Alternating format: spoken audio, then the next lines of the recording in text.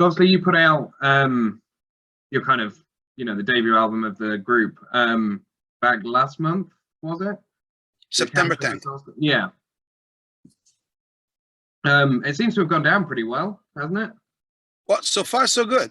We're getting a lot of very good reviews, and interest is growing. I see that actually it's working quite well on the radio. So let's see what happens. Let's see what happens. Just keep fingers crossed, I guess. And did you guys kind of write any of it or record it during the kind of the lockdowns and the COVID and all that kind of thing? Well, yeah. Well, the whole thing started, earlier. I mean, some of the songs are songs that I've been collecting, in the last 10, 12 years. And, collected enough material to do like a couple of different records. That's why it's like volume 1, right?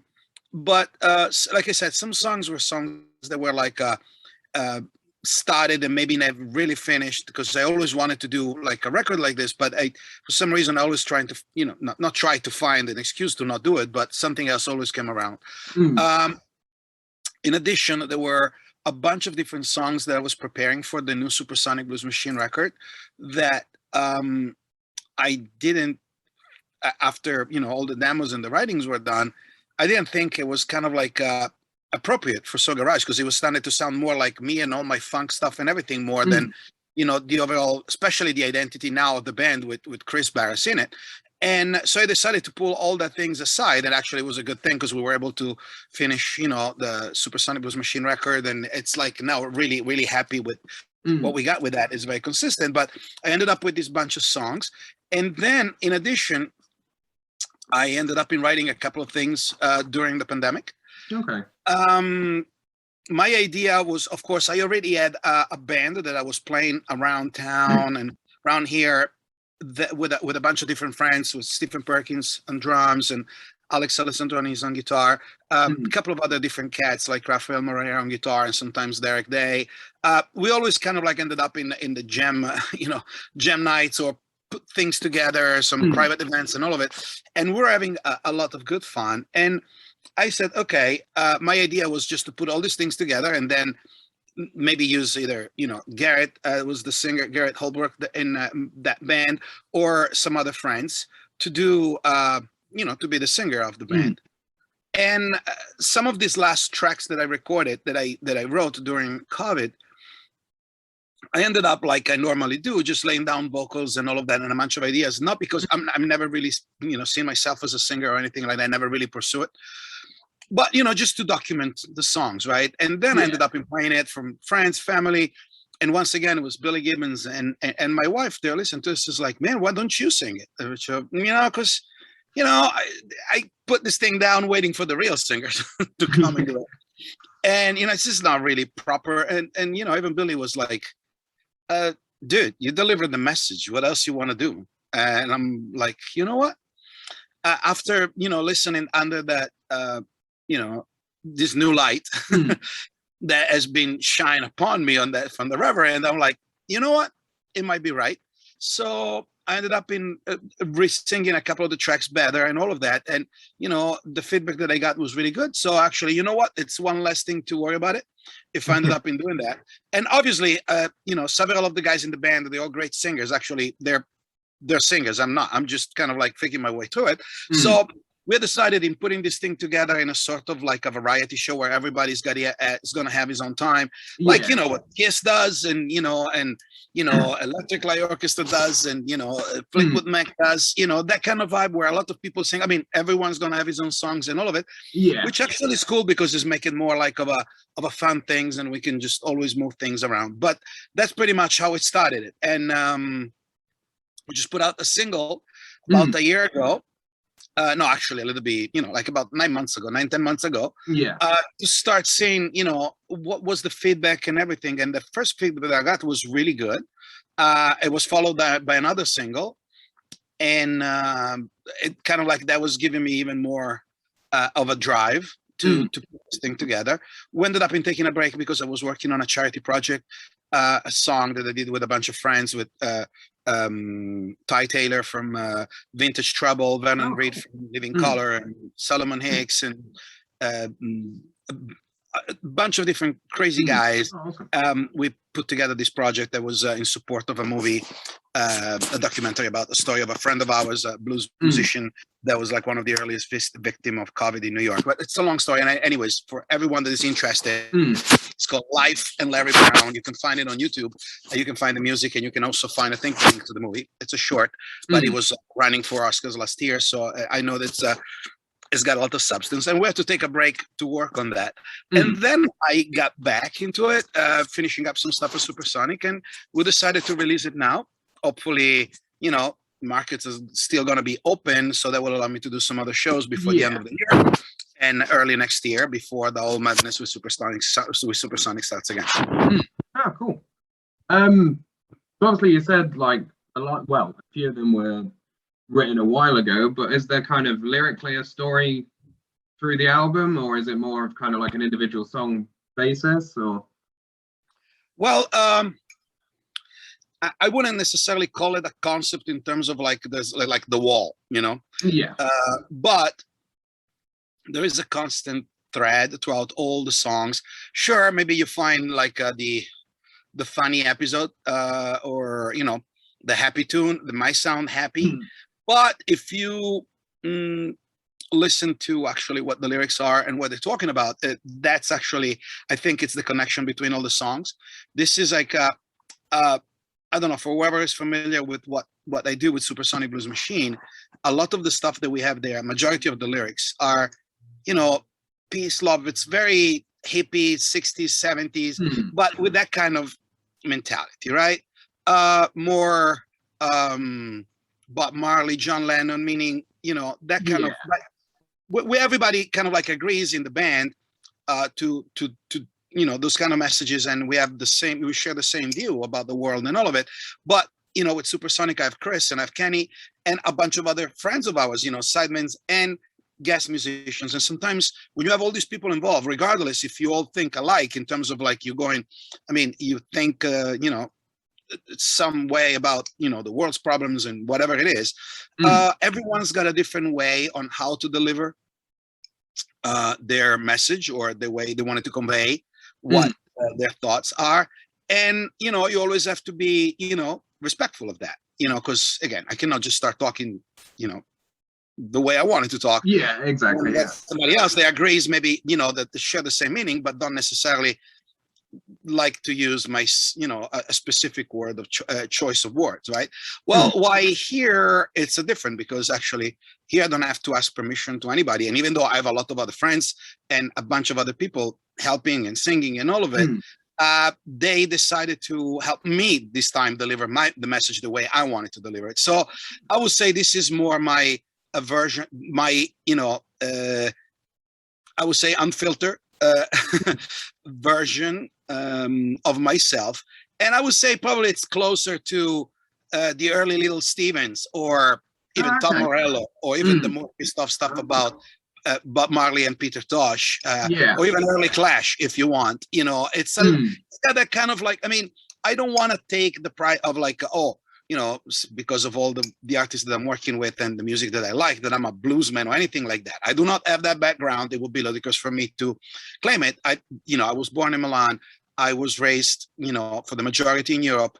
Obviously, I came here to the United States in a young age, and I always had a major infatuation with Black music. I always loved funk, soul, reggae was my first love. Bob Marley was my first artist. But then obviously, hard rock took over, and that's always been a big component of my life. So I would say what I bring around is always like a combination of all these styles and stuff.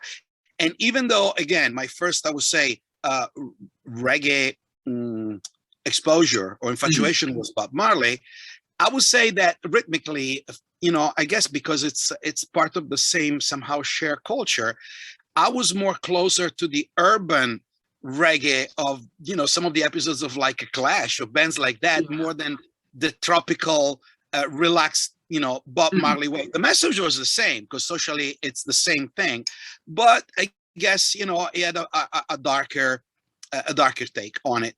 And that continues because I moved to the States and originally New York, but then, after 5 years came up to Los Angeles and I immediately embraced this town. And there is a very, very strong, I wouldn't say blues legacy in this town whatsoever. However, there is a long tradition that goes back to the 60s of great songwriters, very, very particular music, that very very hippie feeling and attitude that is something that I always embrace, both with Supersonic and myself. And in addition, there has always been like a very, very strong alternative vibe from the late 80s with bands like Fishbone and Jane's Addictions and Chili Peppers, that it's always been part of my bringing, and even the actual, this record is dedicated a lot to those, like my early years in Los Angeles, like the 90s, in terms of if you see the video, where they're taken, how they run, again, the majority of the drums duty on my band, it's handled by Stephen Perkins. And he was making me just like, dude, it's amazing because you were not here around those years. And you just do this thing like this, and it just brings me back, of course, more in a soul funk way, but you totally get the spirit of what was. You learn how to read the definitely in that sense. So that's basically what it is. It's kind of like unapologetically me, and thematics that are very, very common in a lot of the records that we like, and including in a lot of the blues and soul and funk from 60s and 70s, bands like Sly and the Family Stones or Hendrix and, Bob Dylan, it's always been like that. It's always been that kind of stuff. And it's said that after 50, 60 years, these lyrics are still very relevant today. True. Yeah. Unfortunately. So I assume like you produce your own albums and stuff like that as well. You don't bring in someone else to produce your stuff and then you produce, kind of other people's. Well, I guess that's one of the perks after being doing this for like the many years that I've been doing. It's not that I do not like other producers or anything like that. I have a lot of friends of mine that are producers. We're all very good friends. It's just that since the very beginning of when I started playing, because again, I started playing when I was living in Italy, and Italy never really been a rock and roll country. I got the music. I was able to get the music that was happening outside of Italy. But when it came down to maybe to go to the recording studio with your band to cut the first demos and all that kind of stuff, I always had a pile of records and cassettes to show to the house engineer where we wanted to go sound-wise. I mean, again, I'm not blaming in full, just the house engineer, because obviously we were like really green, a bunch of kids, we didn't know what the hell we were doing. However, those guys were probably great in doing what they were normally doing, which that kind of like Mediterranean pop. But when it came down to rock and roll, no freaking clue. And I kind of like had to start to kind of like get hands dirty myself on it and start to learn on a few things. So kind of like I developed that passion for not necessarily engineering, because I mean, a sound engineer, an audio engineer, it's a very specific craft and stuff. I'll fake my way to it. I think I'm a good mixer.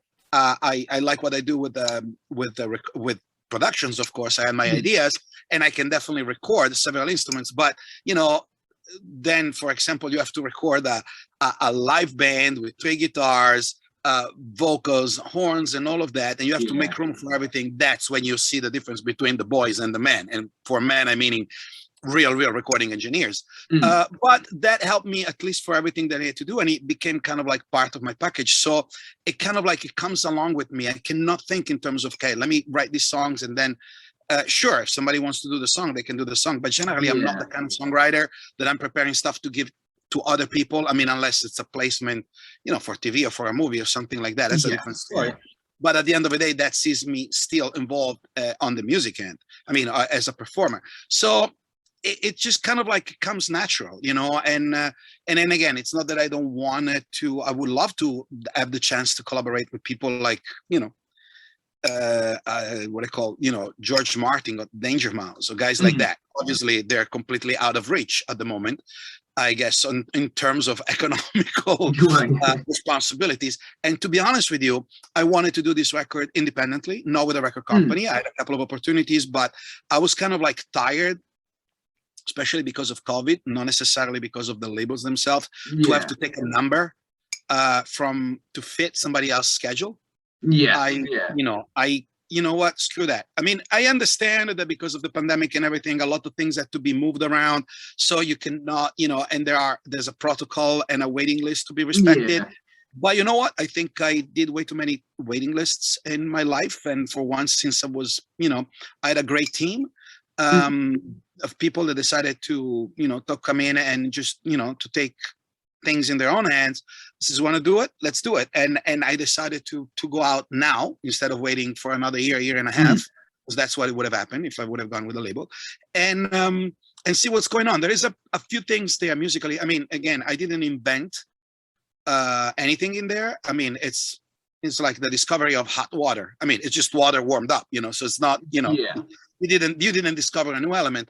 However, it's the combination of it applied to our world, at least the Americana, alternative, neo soul, whatever it is. Yeah. That there are some elements that are a little bit more, I would say, fresh than the general standard blues rock record, that I'm really, really happy to see are the points that are making the difference and people are really liking. This is not the usual boring jadun, jadun, jadun, jadun. Just like, again, it's not boring for me. What I'm saying is will be boring for me because I'm not a person that comes from that heritage and will be able to entertain you for 2.5 hours with Texas shuffles. I leave that to the Reverend or to Stevie Ray Vaughan or to people like Jimmy Vaughan. They're the guy that can do that. Definitely not me. And again, this is beyond blues. I mean, blues is the base for all of this, but I would say probably this is more like a 60 branch where rock started to merge with psychedelic sounds, with sometimes even classical music, and obviously with blues, creating those monsters that we all love, from Pink Floyd to Led Zeppelin, and and on the other side of the oceans, you had people again like Sly and the Family Stone, Aerosmith, and bands like that. Awesome. So you said, well, you kind of briefly touched on it, but are you planning kind of a wider tour for the album, or are you going to squeeze it in? Yeah. Oh yeah, actually, we've been working behind the scene for both projects, both for Supersonic, which we're up to rescheduling our tour for the 4th time in the last year and a half. And also, I'm just trying to find a new pathway for Soul Garage Experience. I just got a new agent here in the States that's working with us. And so, I don't know how much we're going to be able to do this year, because obviously, as they say in the French casinos, you never plus at this point, because we're almost at the end of the year, and maybe we'll do some parties here for the holidays, but I don't know. But definitely going into next year, I really hope that the year gets really busy with both bands, Supersonic and with Soul Garage. Probably Soul Garage more in the earlier part of the year, and Supersonic more going into the summer. So kind of sticking with Supersonic, have you got kind of a general idea of when the album's coming, or? I do, but I cannot say it. I wasn't. They're gonna yell at me. but you know what? It's not going to be a long wait. Let's put it this way. At least we're gonna be able to talk about it, not in a in a galaxy far away, a long time from now. That's cool. And then I also spotted that, I assume it was more of kind of a COVID thing, but you were doing the Fab's Music Cafe. Well, actually, that's it went on a bit of an hiatus for the last, I would say, 4 months, because we had a major clog of interviews and releases that we needed to do, and on the network itself, the All Guitar Networks, there were some major rearrangements in terms of the actual structure of the site and the network, because they were getting a lot of more viewers. So we decided to take a break, but we're going to come back soon with a bunch of different things, live events, shows, and interviews and all that kind of stuff. Yeah. Cool. So I'm just about out of questions, but have you kind of got anything to plug? Kind of, you said you've not got many gigs coming up, but. Of course. Well, I'll invite everyone to come and visit the official site of the project, was FabriziOGrossi.com or soulgarageexperience.com. It's a double landing page. Doesn't really matter. It's either one or that will take you to the same spot. And that's the hub to reach all of my social medias, my YouTube channel, please like and subscribe.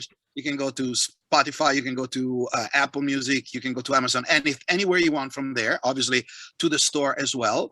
And there you can purchase, all merchandise and all actually the record, not only on my record, the record can be purchased not only out of our store, but is available Amazon worldwide. Yeah. So if you go on it, obviously I'm talking about the hard copies. Digital copies, again, follow the links out of my page, soulgarageexperience.com or fabriziogrossi.com, and you can stream it, listen to it, download it, whatever you want. I don't care if you buy it or not, but just keep on playing it, because the more you play it, the more chance we have to come out and and bring this music live. That's for sure. So I'm inviting everybody to do that, and please follow, leave comments, interact, to tell me what you think about it. And if you don't like it, don't be afraid, just say it. I leave all the comments there, positive or negatives. It doesn't really matter, so